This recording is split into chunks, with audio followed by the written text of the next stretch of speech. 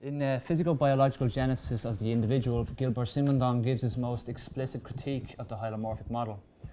So for Simondon, such a model includes the very process of individuation, the very moment when, as he states, unity and coherence appear.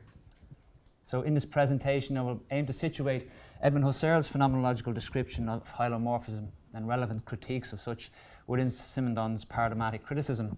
So the intention is to foreground the kind of kinesthetic awareness of the body, coupling it with a more inactive approach to cognition that positions the role of embodiment in the practice of object making itself. And so furthermore, I will briefly highlight how the process of object making realized through digital technology radically transforms our relationship to objects. So this technology, epitomized through CNC machines and 3D printers, to name a few, marks the transition of the object. And obviously you can think here of Yuck's work on the digital object as a manifestation and materialization of data into the terrain of the natural object. So maybe just to kind of give some context to why I'm interested in Simondon. I'm an artist, I'm also a technician, and kind of part of that means that training that I received was that I was trained as a mold maker and I was trained as a metal worker. So when I was reading this part of Simondon, I was really excited. I just found it such an evocative description of the process of object making and the agency of materials themselves. And it's really this that's kind of at the background of this presentation. So just to give some kind of bona fides, there's me co-teaching mold making, and I was trying to think of an example of maybe the strangest mold I've worked on, and it's a shark. So a very unusual object to have to mold, also quite smelly. There was another really weird object, but it's a bit rude, so I decided not to include that in this presentation due to the esteemed company here. So Q&A, yeah, Q&A indeed. So it's kind of, the paper's kind of in three parts, one on Simondon, one on Husserl, and the last part, as I said, is there's a kind of conceptual kind of leap, but I'm hoping there's still kind of resonances there between the sections. So first for Simondon. So in a deeply rich example, Simondon contra Aristotle mobilizes the process of mold making as an exemplar of the modulated ensemble of networks that prefigure any formations of matter through form. So such an example is mobilized as a means to reject the abstraction at the heart of the hylomorphic model and replace such abstraction with a more fundamental notion that discloses the more dynamic internal resonance of movement and energy exchange that are latent within the clay substrate, and this is the example of the clay brick mold that he mobilizes. So for Simondon, individuation is an entanglement within a milieu that is both relational and dynamic and precedes any hylomorphic account. So therefore the hylae and the morphe are already encrusted with gestures of potential energy. So Simondon furnishes us with a description of an object, the brick, coming into being that relies on technology and a process of reproduction that extends back to antiquity, and this is mold making, of course. So such a process marks the first instantiation of a reproductive process of object making en masse, deployed as a means to cast multiple objects, often ornamental, but also related to weapons, of course, in materials like bronze and plaster, kind of obvious examples again. So of interest here is Simondon's mobilization of such a process to utterly reject the metaphysical presuppositions that Aristotle draws from the idea of the mold as a means to delineate and prioritize form over matter. So in contrast, in his example of the moulding of the clay brick, Simondon claims that the matter clay is energetic and gentle in its own right. I'm just going to turn to a section where he describes this and this kind of culmination of the description of what's actually happening with these materials. And it's a really rich description, and I was really kind of caught about what to include and what to leave out. So I'll just read. The plasticity of the clay is the capacity to be in a state of internal resonance as soon as it is subjected to a pressure in an enclosure, the mould. So the mould's limit is that through which the state of internal resonance is provoked. But the mould is not that through which the internal resonance is realized. One cannot say that the mould gives form. It is the earth which takes form according to the mould, because it communicates with the workman.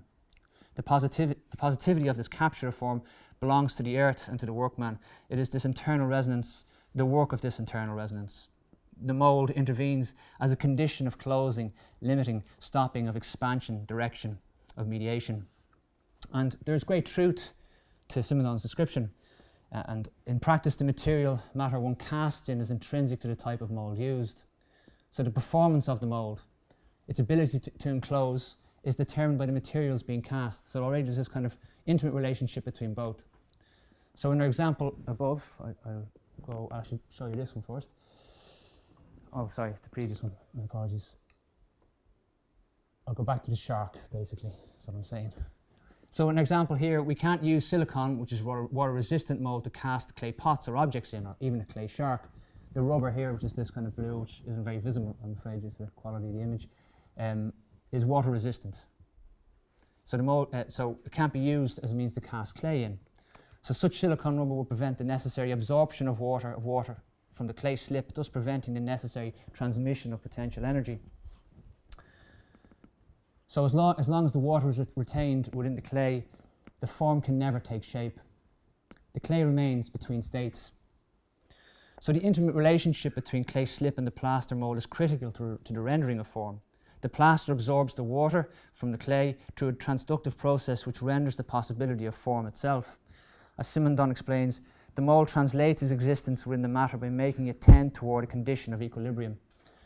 So here we get the coming into being of an object that is made possible by the degrees of potentiality of not just the plaster mould, but the molecular changes occurring through the crystal structures of kaolinite, one of the important minerals and properties. And again, I'm going back to the crystal example, I'm afraid. So its crystal-like structures are linked with hydrogen bonds that enable the physical changes in the clay that take shape in the mould. So the subtlety of such transformation for Simondon is not bounded to a hylomorphic account, but represents a process of individuating potentialities inherent within the clay and plaster bodies, whereas the hylomorphic model is prescriptive and hierarchical in nature, and that privileges the mould itself. So, furthermore, as Simondon Riley comments, such knowledge of individuation is unavailable to any armchair philosophy, but implicit in the work of the craftsman. So I really enjoyed that little kind of comment. So the hylomorphic model corresponds to the knowledge of a man who remains outside the workshop and considers only what enters there and what is done there. To know the true hylomorphic relation, it is not enough even to penetrate inside the workshop and into work with the craftsman. One would need to penetrate inside the mould itself to follow the operation of the capture of form to the various levels of the dimensions of physical reality. And later, the individuation is complete in one stroke. The individuated being is never individuated more perfectly when it leaves the hands of the craftsman. So I will return to the craft and intuitive knowledge that is revealed through such materials just in later, but I want to kind of extract one detail that is not really fleshed out in Simondon's example, and that is the silent role the body plays in such a process. So to do that, I propose a detour through the armchair philosophy of Edmund Husserl and his account of the Hyle and Morphe. So yeah, bear with me. So when idea is one, Husserl first introduces the term Hyle, referring to the raw data of perception, the sensuous data such as colour data, sound data and touch data, etc. So for Husserl, the hylotic data are framed as the stuffs for intentive formings that are given sense through intentional consciousness in the original act of perception. So this remarkable unity, duality and unity of sensuous Hyle and intentive Morphe plays a dominant role in the whole phenomenological project. Sensuous data present themselves as stuffs for intentive formings or sense bestowings belonging to different levels. So the Hyle can be characterized in more basic terms as nomadic data given sense. So a nice example that can indicate an aspect of the Hyle is when we turn on the radio and hear the first few seconds of a song but cannot identify it even if we know it. The identification, the animation, the morphe of the Hyle sensuous data eventually gives meaning to this data. So in this instance, the Hyle provides the context of the song and the morphe captures it or instantiates it through identity. So in this sense, the Hyle are interpreted by certain noetic apprehensions, and such data can only be understood through reflection, which appears to determine hylotic data as abstractions given form. So Husserl's concept of hylotic data has been critiqued by many philosophers for appearing to essentialize and objectify sense data from a world of horizon of meaning. For Aaron Gorsvich, and as Yuck has pointed out, Michel Henry, Husserl doesn't attend to the importance of the hylotic data in his work, demoting it to a secondary tier of problems. So first, just very briefly, Gorsvich. So Gorsvich notes that there is a problem of what can be termed the mediation of such data through consciousness. So as a quote, what is immediately given, the phenomenological primal material, is given only as articulated and structured. And he claims that data devoid of all articulation, hylolytic data in strict sense, do not exist at all. So for Gorsuch, in this way, there's no escaping the intentional lasso of the noetic nomatic structure of lived experience. In this sense, the fact that the hyly is given to reflection is a conceit that undermines the giveness of sensuous data. So in this way, intentionality bestows sense on that which has no sense and cannot be bestowed on that which already has sense or intention. And this marks the problem of the first order of giveness of the data in the first place. And again, Yuck has looked at this in detail in his book. So, however, Kenneth Willeford gives a comprehensive account of the role of the hylolytic data in Husserl's phenomenology and posits that the hyly represents a shift in Husserl's late thinking. And furthermore, I'm more interested in kind of gently highlighting and separating Husserl's hylomorphic account from the more explicit Aristotelian account that Simondon disagrees with. So in contrast to Aristotelian hylomorphism, the later Husserl stresses a passively pre-given realm that subtends any intentional act. In this sense, we can think that the hylolytic data come to us in the context of a pre-given order and are, as it were, primed for intentional animation. So Willeford states that Husserl does not think that judgment or interpretation introduces structures into an otherwise completely unstructured array of hyly. Rather, the pre-animation structures inherent in the hyly constrain what animations are possible, but the very fact that animations sometimes do fluctuate while the hylolytic data remain, type and sometimes token, identical is sufficient to ground a distinction. We can see some of this in experience and judgment as well, where Husserl kind of claims that sensuous data are kind of, as abstractions, are kind of, to have unities of identity that are kind of multiform in nature. So in this view, for the later Husserl, the hylolytic data become a bidirectional link between consciousness and reality, with effective capacities to shape consciousness itself. And if we take this as the case, which I'm sympathetic to, although I realise it's quite a generous reading, the passive mode of pre-predication is elevated to a set of bidirectional relations that remain dynamic and variable. So for Husserl, the hylolytic data, like his account of time, remains an unresolved problem for him. But I want to just briefly flag the importance the body plays in Husserl's account. For it's true the lived motile body, Lieb, which as the source of kinesthesia, generates a different account of the hylolytic data, that are in a sense constitutive of the lived body of the perceiver and the object perceived. So for Husserl, hylolytic data are only given through kinesthetic experience of a lived body. Such kinesthetic experience is a form of bodily self-awareness that is integral to the perception of any object. So as he states, sorry, I'm not moving on there, am I? Sorry, I've gone too far. Yeah. A human being's total consciousness in a central sense by means of its hylolytic substrate, bound to the lived body, though to be sure the intentional lived experience themselves are no longer directly and properly localized. They no longer form a stratum on the lived body. So Dan Zahavi offers a more robust explanation by attributing the role of the hylolytic data to the primacy of embodied experience. So appealing to the kinesthetic awareness of the body that greets hylolytic data beyond intentional consciousness, Zahavi claims, our sensing is already an openness toward the world, even if it's not yet a world of objects, and the hylolytic datum is the primordial manifestation of this worldly being. Nevertheless, the differentiation between hylolytic sensations and objects remains. It remains possible to distinguish between hearing an increasing loudness and hearing an approaching car, feeling a local pain and feeling the prick of the needle. The sensation itself is underdeveloped or underdetermined, for it is only by apprehending and interpreting it as something that a full-fledged object is constituted. So Zahavi stresses that sensations are neither formless nor senseless, but already primed with meaning in and of themselves.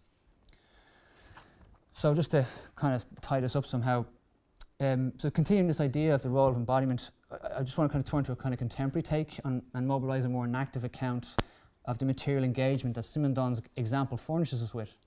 So enactivism here, and I align myself more with the more radical kind of embodied accounts by people like Tony Shamiro and Sean Gallagher, give us a more relational account of agency and intentionality that kind of builds on the previous work of Clark and Chalmers on extended mind. By proposing a more dynamically materially engaged account of action, so in this sense it's like we think with and through things in action. So this idea of cognition can be described in terms of agent-environment dynamics rather than in terms of computation and representation, or indeed intentionality, although intentionality still appears to play a key part to that. So this is particularly evidenced in the work of Lambros Malaforis and his contention of the dynamic exchange that occurs through the engagement and intimate working with materials. So Malaforce coins the term material engagement theory as a means to describe the dynamic, interdependent relationship between the maker and the object. He mobilizes the example of the potter on the wheel and the emergent processes and implicit techniques of the body as it shapes and molds the pot. There is, according to Malaforce, a dynamic coupling that takes place between the potter and the clay, as the pot emerges through the processes of pressing, pulling, and constricting of the clay. We can, as we watch the wheel turn, understand the metastable nature of the process that is not merely underwritten by the potter's skill. So the molecular structure, which I mentioned at the beginning in relation to the clay itself, the slake of the clay, and a host of other ensemble of conditions are as much determinative of the shaping of such matter as is the hand of the potter. And we can think here, how the hand operates in this fashion as it shapes the clay. So the creative interaction that takes place is the result of the tensions and potentialities of the craft that emerge simultaneously between individual and milieu.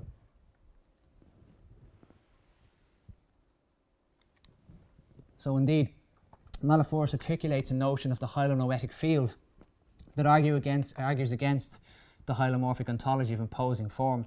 Instead, he argues that such a hylonoetic ontology is, and I quote, thinking through and with matter, and involves, he states, a great deal of approximation, anticipation, and guessing about how the material will behave.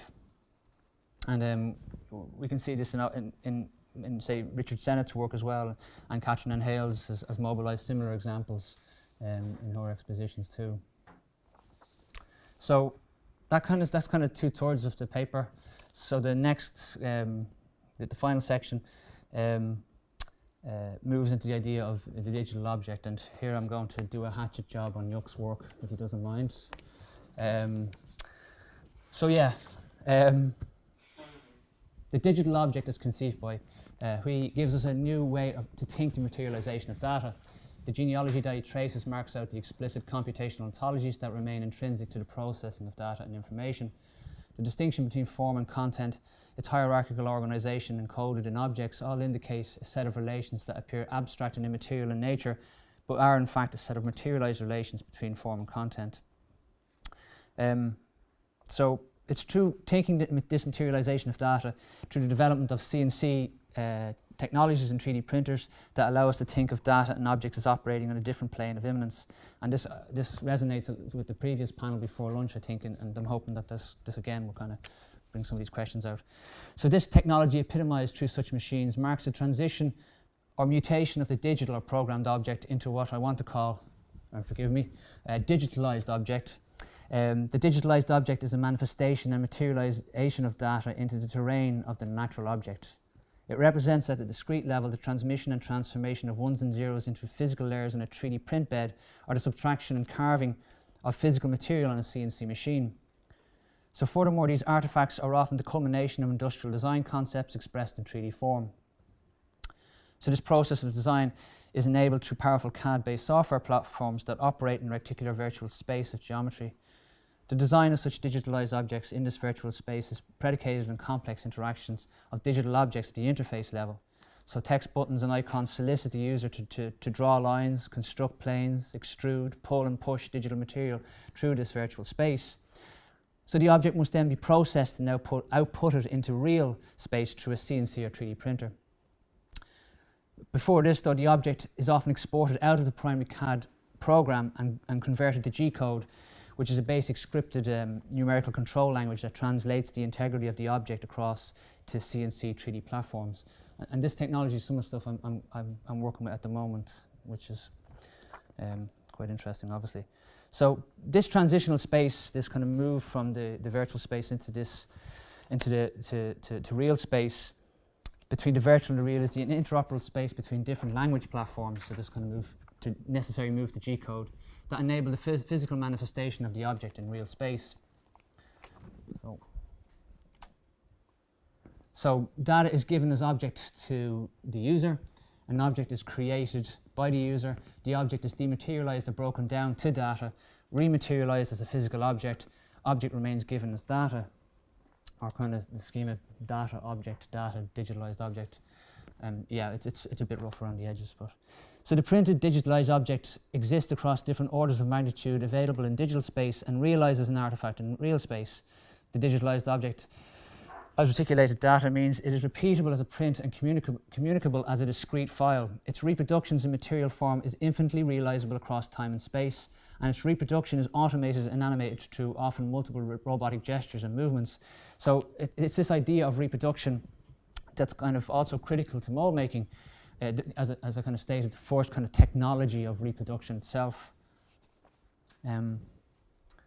So the emergence of a digitalized object manufactured from a 3D model is a culmination of a set of relationships of data across a multitude of planes, from coded data, coded instantiated objects, physical objects. But such models of objects are of a different order and register than natural or real objects. So the context of their emergence is precipitated on input from designers, engineers and artists, predicated upon differing relations of data and the ontologies that operate and underpin computational systems. Such fabricated intention requires the translation of an object from the real world into discrete bits that then become available for manipulation. Such translation requires a trimming of the informational content in order for discrete encoding. So, in a different fashion, for Husserl, the mediation of the highlighted data through consciousness is an articulation of the giveness of data through experience, and as such it too requires a trimming of content in the temporal flow as a set of adumbrations. So, to finish, so finally, these examples are just to briefly highlight how digital fabrication of objects passes through the ontological distinction between the analog flow of continuous experience to the discrete nature of digital recombination. It does this by seamlessly operating in a Simondonian sense as part of our technical milieu, and by processing information beyond our cognitive abilities. It requires a rethink of what is given in this manifold of data that prefigure and shape our experience in relationship to objects. But as Simondon reveals, a phenomenological description of objects, not to mention technicity, can only get us so far, and it is only through conceiving of a more relational account of techniques, outlined by many here, that we can reveal the inherent complexities of such technologies, such objects, and our relationship to them. So that's it. Thank you.